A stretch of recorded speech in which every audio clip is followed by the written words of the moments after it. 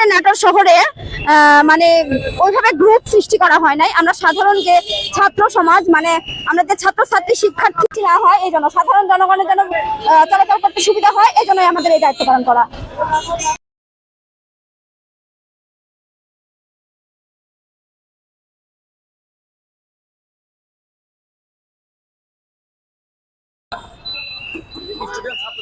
আমরা দেখছি যে এখানে চাকরিতে যে ভূমিকা পালন করছে, দেখলাম আপনি একটা স্কুল করে হ্যাঁ হ্যাঁ হ্যাঁ আর আপনাকে সহযোগিতা করে অবশ্যই এটা একটা খুব ভালো উদ্যোগ। আমাদেরকে যে গ্যাঞ্জামে যে সব গাড়ি সিরিয়াল করছে ছাত্ররা, এটা খুব ভালো লাগছে আমাদের সাথে, খুব ভালো লাগছে। আপনাদের বাসা কোথায় ভাই? আমার বাসা নবীনগর।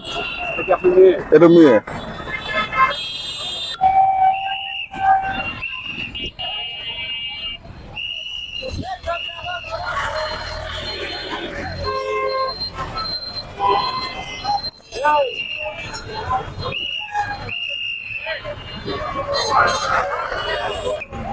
ভাই ঠিক করে একটা গাড়িও যাবে না, সব যাবে এখান থেকে।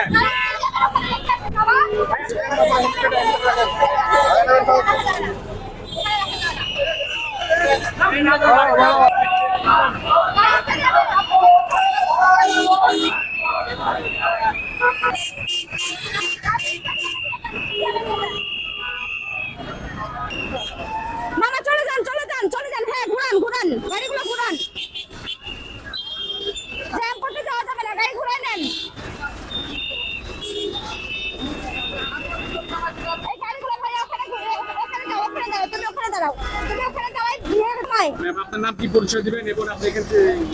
আমার নাম হচ্ছে মোহাম্মদ হালিমা ইয়াসমিন জেরিন। আমি হচ্ছে নবাব সিরাজউদ্দৌলা গভর্নমেন্ট সরকারি কলেজে পড়াশোনা করি। আমি ফিজিক্স ডিপার্টমেন্টে আছি, 3rd ইয়ারে এবার।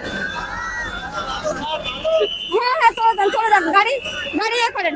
আপনি যে দায়িত্ব পালন করছেন এটা প্রথম থেকে পালন করছেন এবং প্রথম পর্যন্ত করবেন?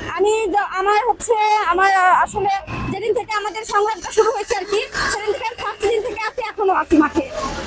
ট্রাফিকের পালনটা প্রথম পর্যন্ত চালিয়ে যাবেন? আচ্ছা, ট্রাফিকের পালনটা আমরা হচ্ছে দুপুর পর্যন্ত করবো, করার পরে একটু নাস্তা করে আবার শুরু করবো। স্টুডেন্ট আপনাদের হচ্ছে গ্রুপ কি কোনো কিছু আছে? হ্যাঁ, আমাদের স্টুডেন্টদের কোনো গ্রুপ নেই, আমরা সবাই এক। আর আমাদের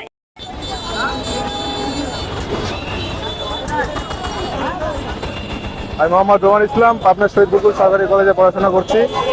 আমরা সকাল থেকে এখানে নাটোরে বিভিন্ন পয়েন্টে অবস্থান করছি আমরা শিক্ষার্থীরা ভাগ ভাগ হয়ে। বাদেশ্বর মোড়, বাজারের ভিতরে, তারপরে স্টেশন বাইপাস, বয়সপুর বাইপাস, আমরা সবাই মিলে কাজ করতেছি এবং যানজট যেগুলো নিরসন করতেছি। আর আমরা চেষ্টা করতেছি যাতে শহরের মধ্যে কোনো যানজট না বাঁধে, আর শহরকে যানজট মুক্ত করার জন্য আমরা স্টুডেন্টের সাথে সাহস করে কাজ শুরু করছি। আমাদের এই রাস্তা নাটোরে বিএনপির সমাবেশ আছে।